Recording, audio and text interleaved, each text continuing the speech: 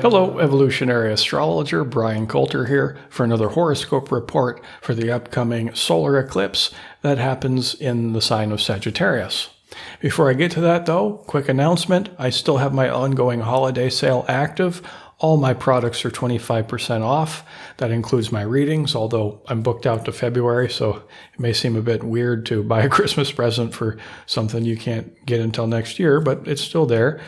I also have 3 classes in my astrology, School of Astrology on my website, and I also have something called Consciousness Coaching, where I teach meditations and esoteric mystery school philosophies. So all that's still on sale all the way until Christmas time. Now let's dig into the astrology of this.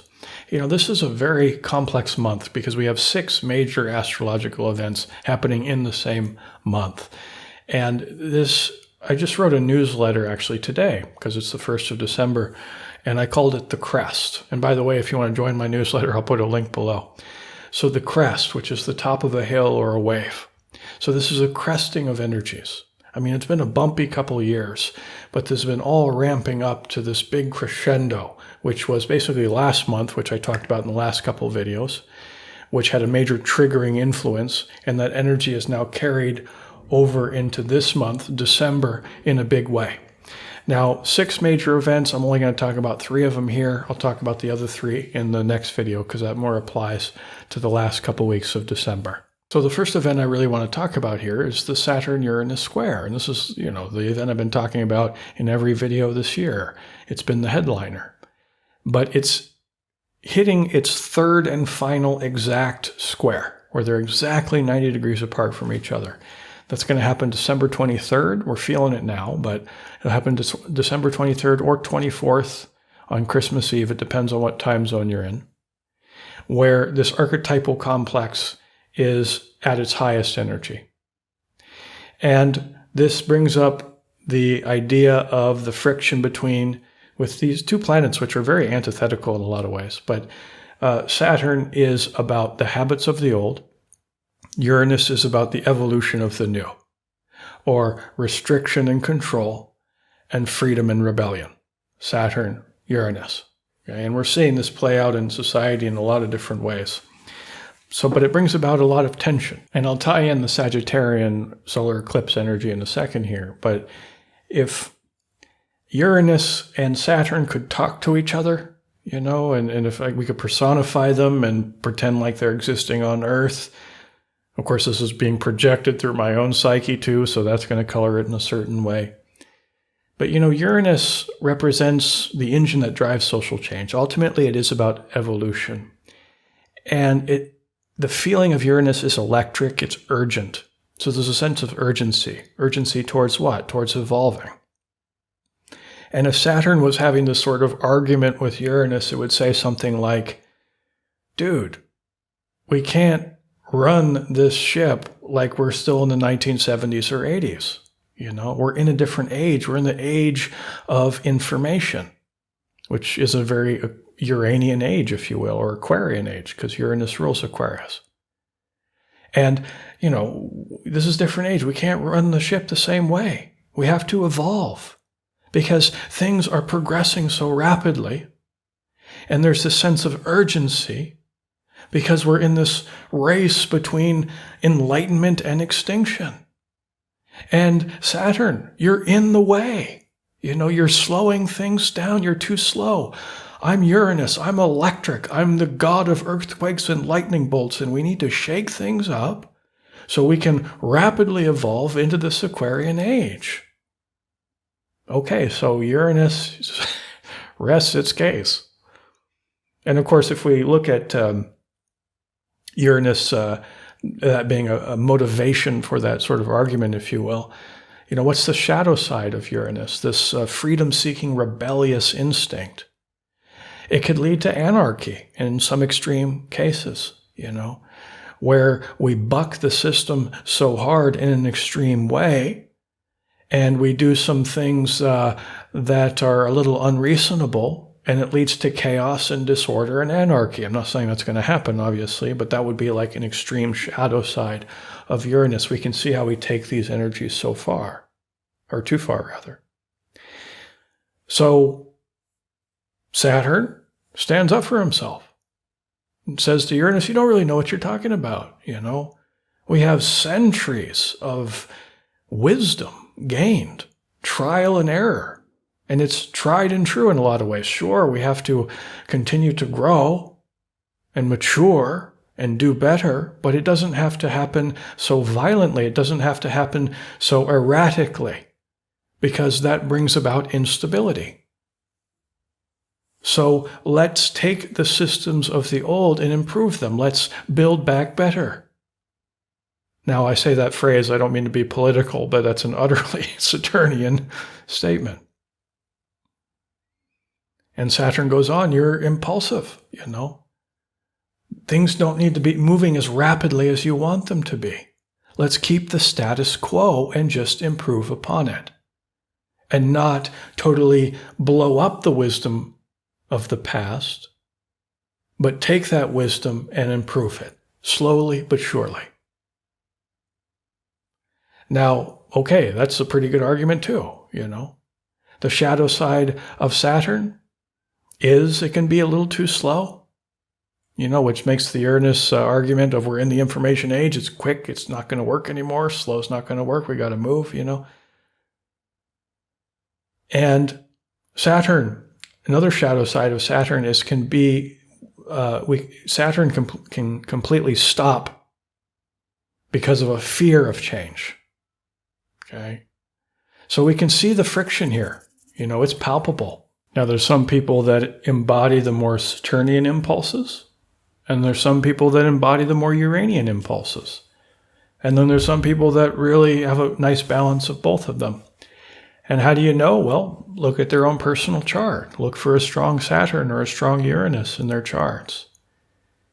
And groups of people are coming together that embody these archetypal fields so purely, and they're feeling friction with each other. Now, to be fair, there's beautiful wisdom and high consciousness, evolved ways of working with this energy, which we'll see within these groups of people. And there's also low consciousness and pure insanity in both of these groups, the Saturnian groups and the Uranian groups. But this is creating a lot of tension this year as we're getting pushed through this pressure cooker to accelerate our growth, And the habitual habit energies of the past, Saturn, are at cross purposes with the more Uranian impulse to rebel against those habit energies, to change them, to shock them urgently, because we need urgent change. So this is complicated further by recognizing, okay, here we have the Sagittarius solar eclipse. And what's implicit in this, that's an eclipse, is it's near what's called the nodes of the moon. So the nodes of the moon have been in Sagittarius and Gemini for the last 18 months or so. And this month, they're about to change signs. That's one of the 6 big events. It's going to happen towards the end of the month. I'll talk about that later. I'll probably make a whole separate video on it, where they're going to transition from Sagittarius and Gemini into Taurus and Scorpio. But that's for another video. So this Sagittarian solar eclipse is shining a spotlight on the Sagittarian-Gemini axis, which has been dominant the last 18 months, but now it's having like its final stand or this last hurrah. Now, the transiting nodes of the moon represent our collective karma. So this solar eclipse, putting a focus on the south node in Sagittarius, inviting us to grow beyond dark side Sag, which is south node we want to focus the south node more negatively. And then embrace the more higher octave expression of the north node, which is in Gemini, to offset the karmic imbalance of dark side Sag. So Sagittarius, more darkly, is known as the preacher archetype, where we preach at people our fixed set of ideologies and belief systems.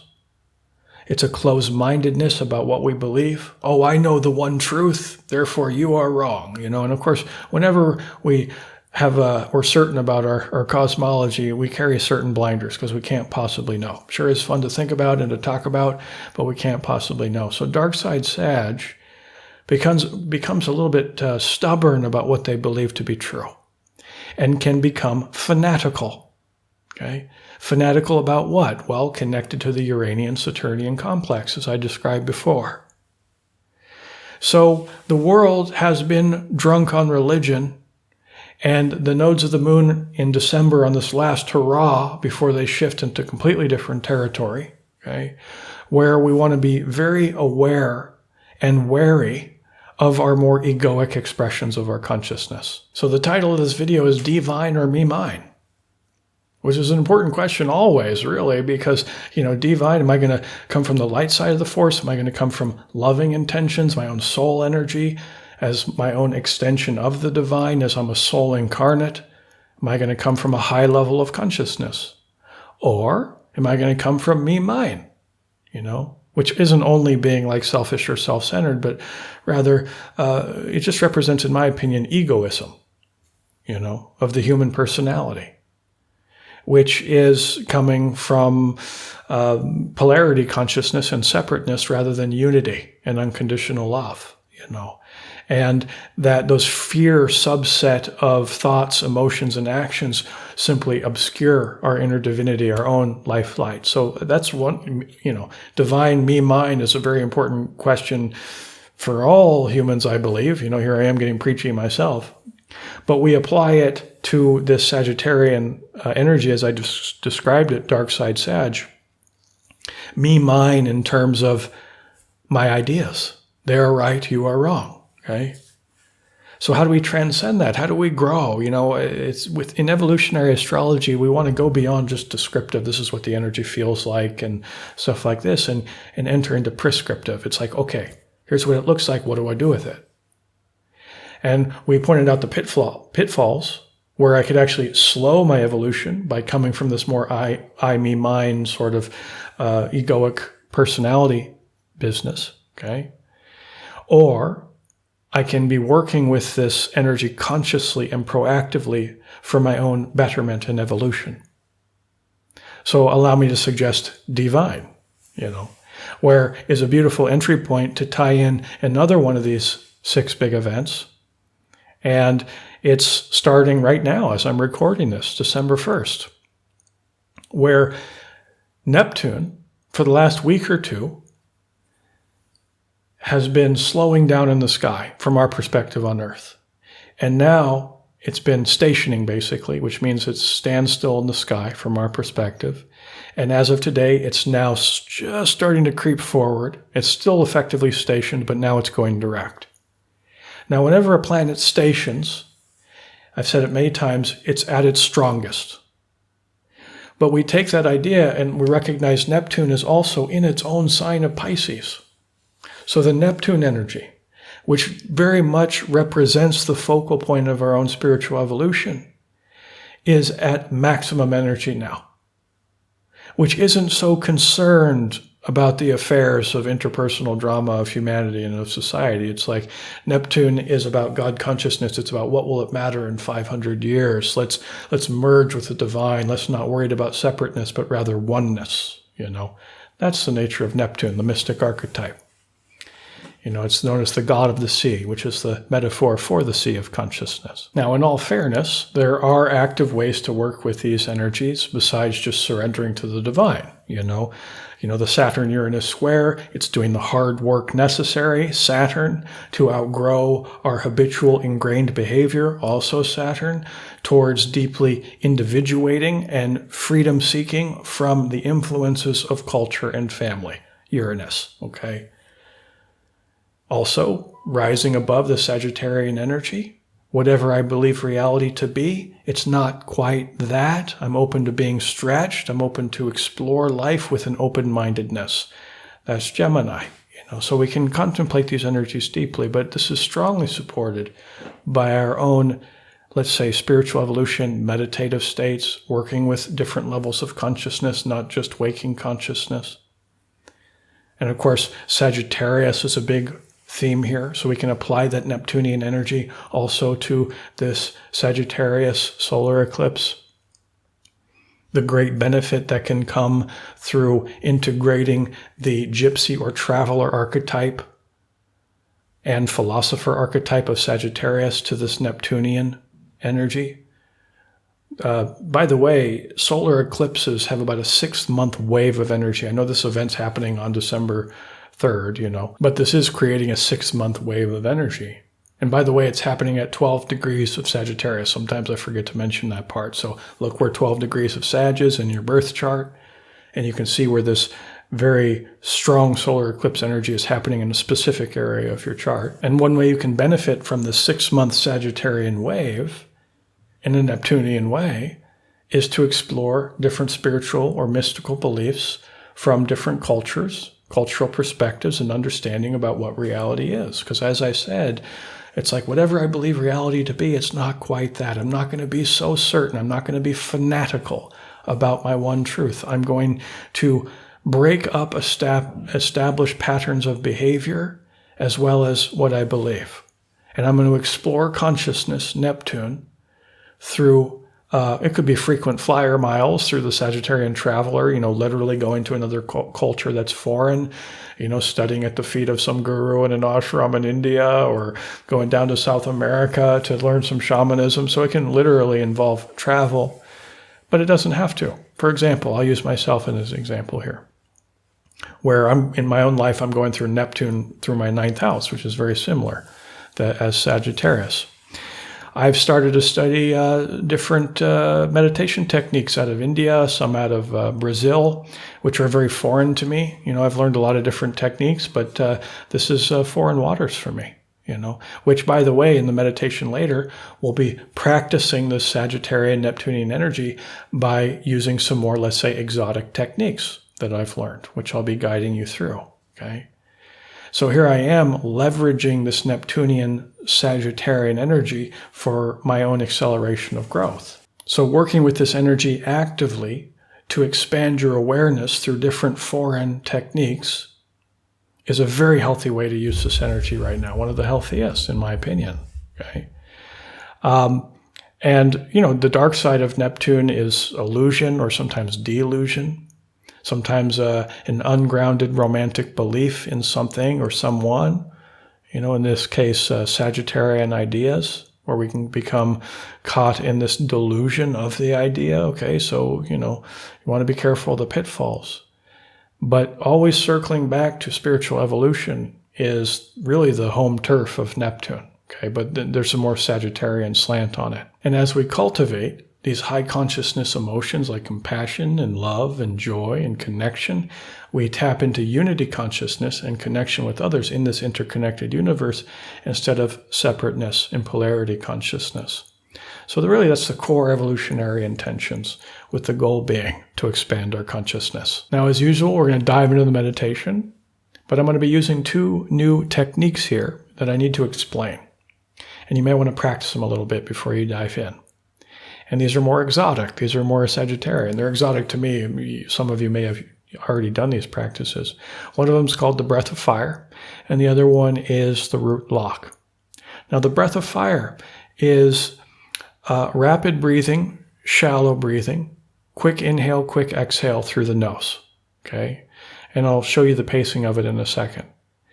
And this is also called Bellows Breath, because basically we're going to be using the stomach as a pump or a bellows. So you're going to do a quick inhale, and then on the quick exhale, you're going to pump the solar plexus stomach area lightly. Pump it in and out. And the pace is something like this. Breath of fire. And with the pumping action of the stomach, you're actually supercharging this lower energy furnace of the body, known as many names, but out of China, it's known as the lower dantian, for example, which houses our main energy center, also our subconsciousness, a lot of different things. And this breath of fire is a powerful technique. I really love it. So I'll guide you through that during the meditation. It's pretty easy. You can practice it now if you like. And also the root lock, where we'll breathe energy in all the way to the root chakra, basically, which is at the pelvic floor or the perineum area of the body. Perineum's in between the genitals and the anus. And you basically flex the perineum as you exhale and visualize a light shooting up your spine to your head. It's an amazing technique. And so we'll be doing both those, breath of fire and the root lock. I hope you enjoyed the meditation, and I recommend you use headphones for this because I use binaural beats. Enjoy.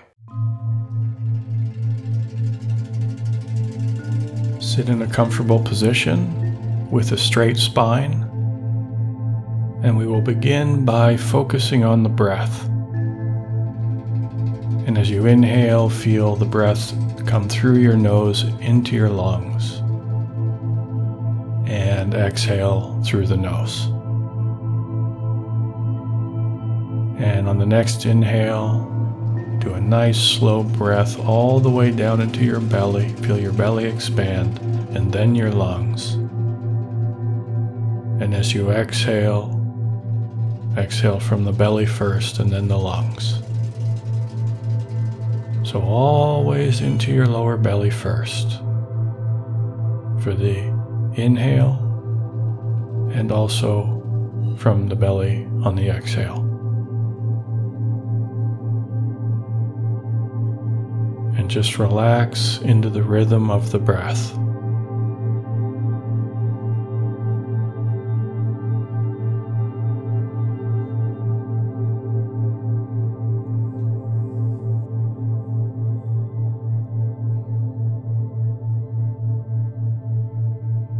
And on the next inhale, add the visualization of the color sky blue.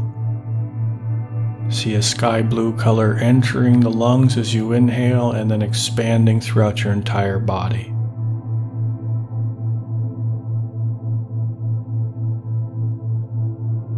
And with each inhale, you're seeing that sky blue color grow brighter and brighter throughout your body.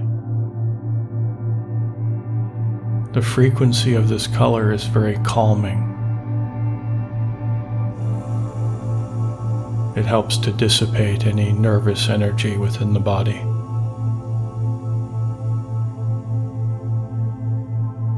And remember, when you inhale, belly first and then the lungs, along with the sky blue color. And maintain this visualization for a few more breaths.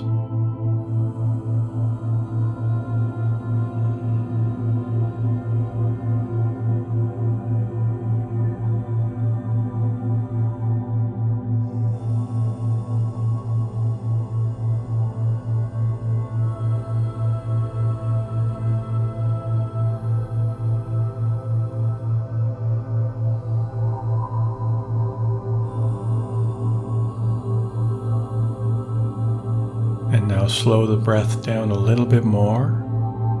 And we're going to do 3 full breaths here, nice and slow, all the way down to the belly.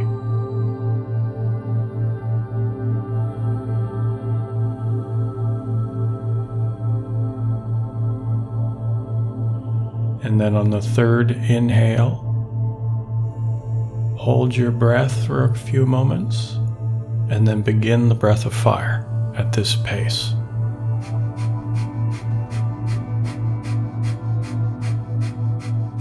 A very shallow inhale and exhale through the stomach, and you're using the belly, the solar plexus, as a pump. So every time you pump in the solar plexus, it's matching the exhale. Quick, rhythmic breathing.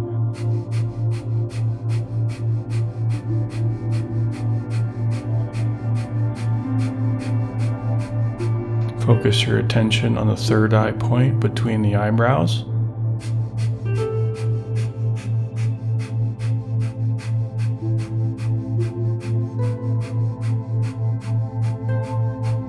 Make sure you're relaxed in your entire body with just the pumping action in your solar plexus.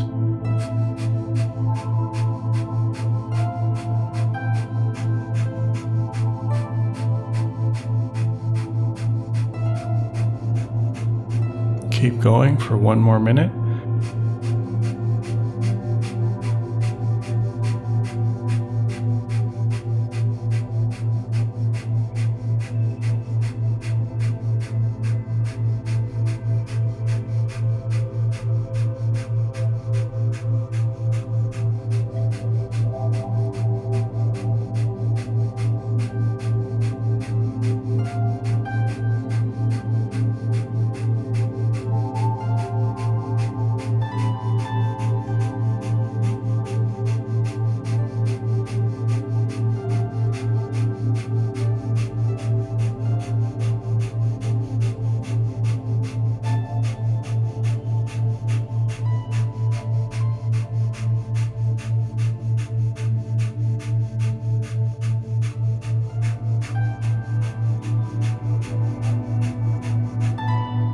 And inhale, nice big breath into the belly. And then exhale. And just feel your body. And sense all the energetic shifts that happened in your physical and your energy bodies. And just breathe.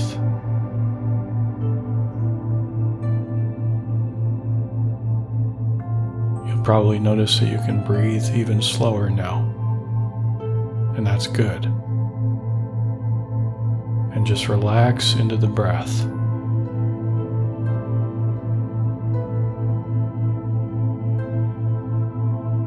And focus on the head center.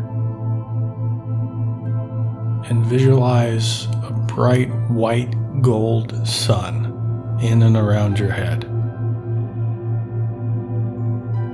And with each inhale, that sun grows brighter. And with each exhale, the air goes out, but the energy stays in. And just feel the energy swirl inside your head and body.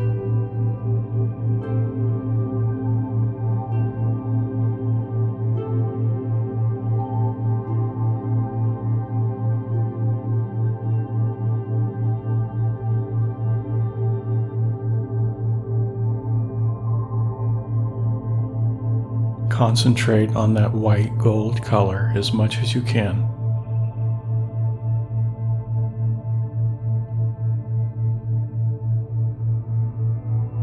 And slowly move your attention down into the throat center. And visualize an orange color in your throat.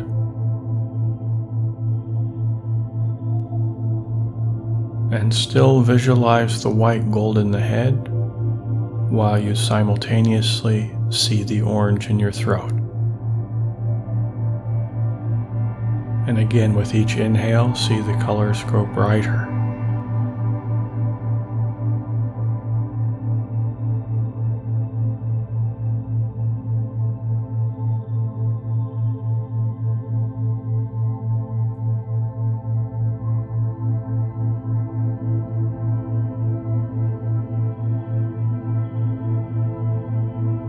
Now move your attention into your chest area and visualize a beautiful white pink color in and around your chest, a sphere.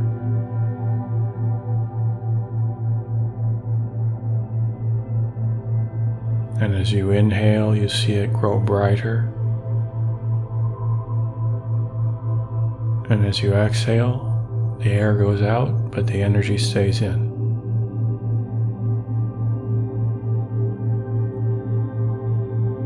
And as you visualize this white-pink color in the chest, feel unconditional self-love and compassion.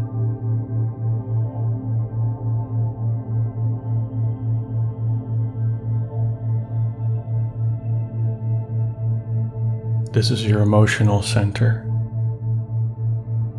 and stimulating the emotions of love, joy, compassion,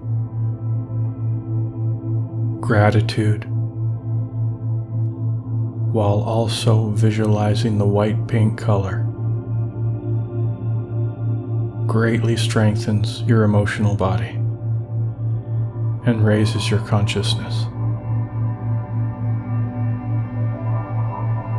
Maintain this visualization for a few more breaths.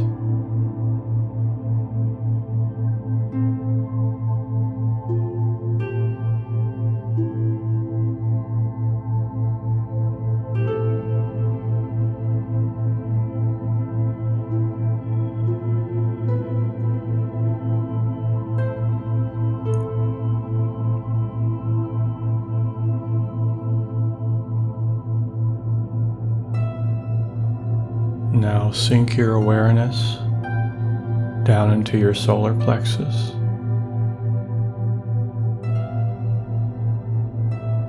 and visualize a sky blue sun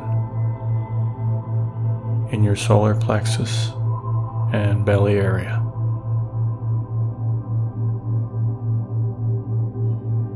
And this shouldn't be too hard since you just did the breath of fire and enlivened this center. And see the color grow brighter with each inhale. So bright it's blinding.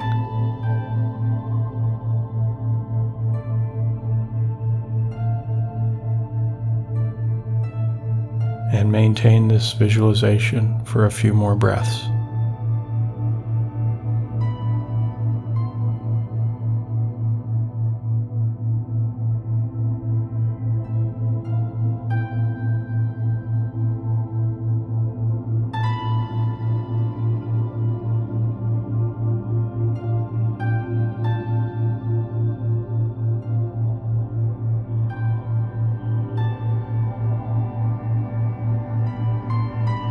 Now bring your awareness even lower to your pelvic floor.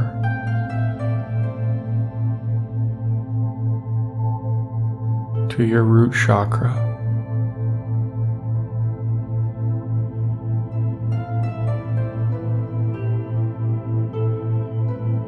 And see your pelvic floor shining a bright white light.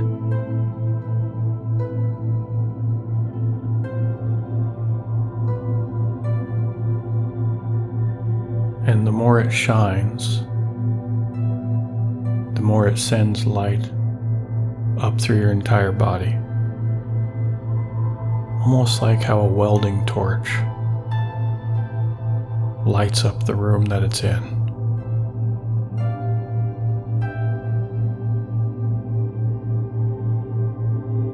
And send more and more attention down to the pelvic floor. As you visualize it infused with this white light. And hold this visualization for a few more breaths.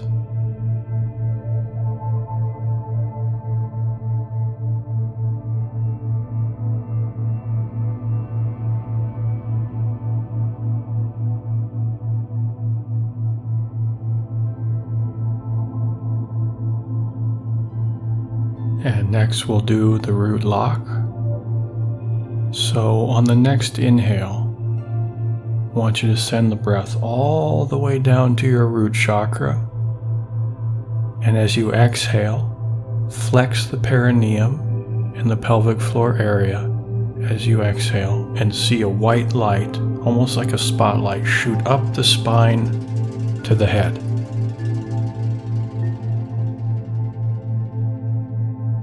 And release the lock and let go. And return to your normal breath for a little bit. And observe the energetic shifts in your body.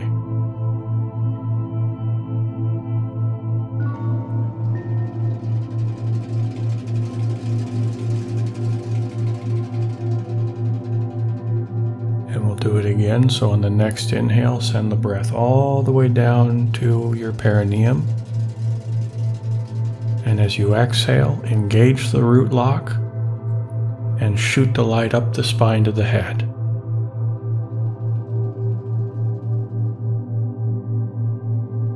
Release the lock and let go. Breathe.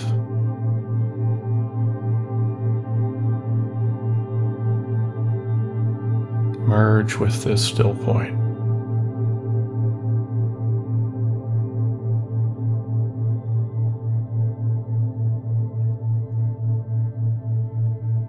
And we'll do one more. So inhale all the way down to the pelvic floor. And as you exhale, engage the root lock, flex the perineum, and shoot that white light up the spine into your head.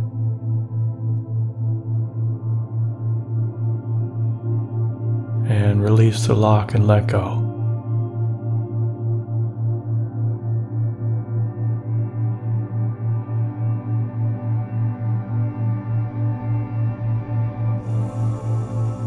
be very aware of all the subtle energetic shifts in your physical and your energy body.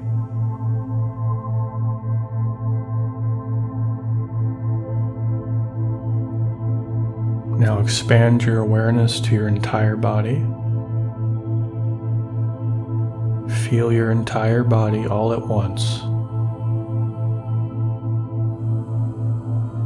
And on the next inhale, breathe in an electric blue color, almost like a lightsaber. Breathe that electric blue into your entire body and see it vibrating with this color.